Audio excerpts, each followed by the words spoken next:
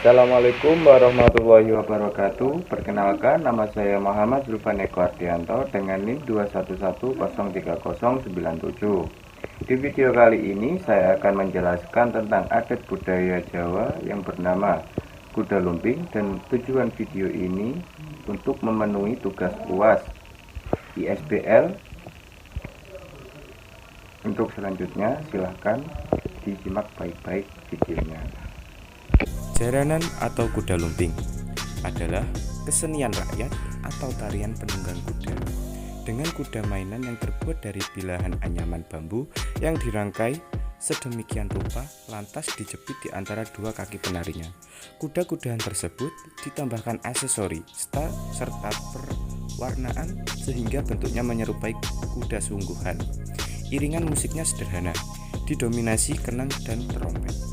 Pada mulanya jaran kepang bukanlah sebuah seni pertunjukan, bukan pula dinamakan kesenian karena memang zaman dulu belum dikenal istilah kesenian.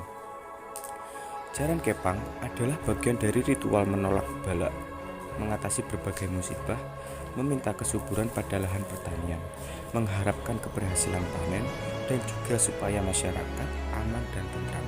Pada zaman primitif, terdapat kepercayaan bahwa kerusakan lingkungan, wabah penyakit, bencana alam, dan sebagainya terjadi karena kekuatan roh nenek moyang. Seiring dengan perjalanan waktu, setiap musibah, bencana, atau berbagai masalah dalam kehidupan dihubungkan dengan roh nenek moyang itu, disusun menjadi serangkaian cerita yang berkembang menjadi mitos yang diyakini oleh masyarakat. Kemudian dilakukan upacara ritus dengan tujuan agar musibah tidak datang lagi.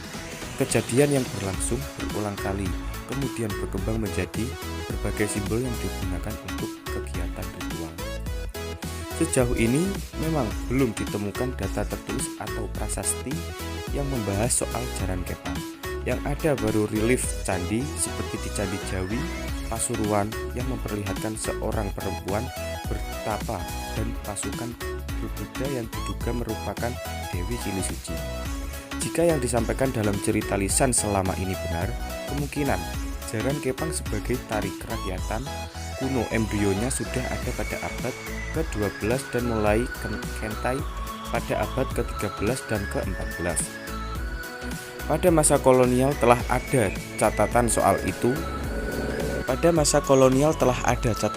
itu. Thomas Stanford Raffles dalam buku History of Java 1817 membicarakan sebuah pertunjukan di Jawa yang menggunakan imitasi kuda.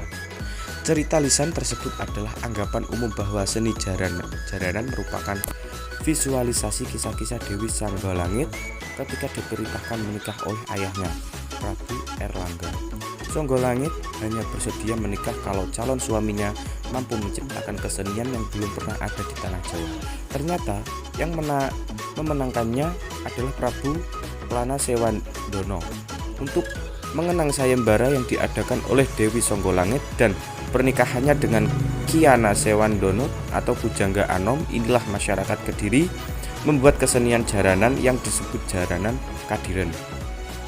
Sedangkan di Ponorogo muncul reog yang di dalamnya terdapat jaran kepang yang disebut jatilan. Versi lainnya lagi menyebutkan jaran kepang terkait erat dengan cerita Panji, terutama episode upaya mencari hilangnya Raden Putra atau Panji Inukertapati. Karena itu dalam pergelaran jaran kepang digambarkan sekelompok prajurit berkuda yang diikuti anjing pelacak mencari hilangnya sang pangeran, masuk hutan, bertemu dan berperang melawan bintang buas. Anggapan umum seperti itu sudah diamini secara umum. Kalangan pelaku jaranan sendiri juga menyebut cerita yang sama ketika ditanya asal-usul seni jaranan. Ada dugaan kata kepang berasal dari kepung. Menurut sejarawan Muhammad Dwi Cahyono, dalam bahasa Jawa kuno dikenai kata kepang yang bersinonim arti dengan kepung yang menunjukkan pada mengepung. Dalam arti ini, tarian yang dimainkan adalah gerak pengepungan oleh sekelompok orang prajurit berkuda. Yang mereka kepung adalah binatang buas, yaitu babi hutan, harimau, dan ular besar.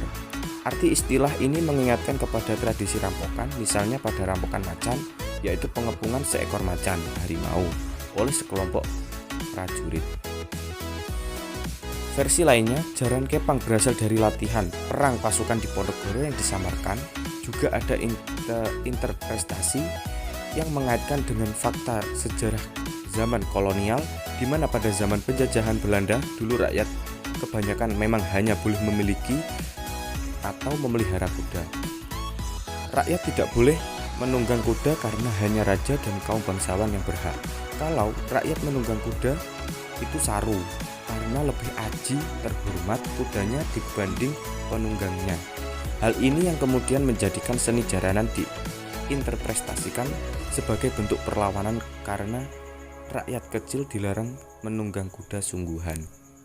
Begitulah penjelasan dari saya. Bila mana ada salah kata, mohon maaf yang sebesar-besarnya.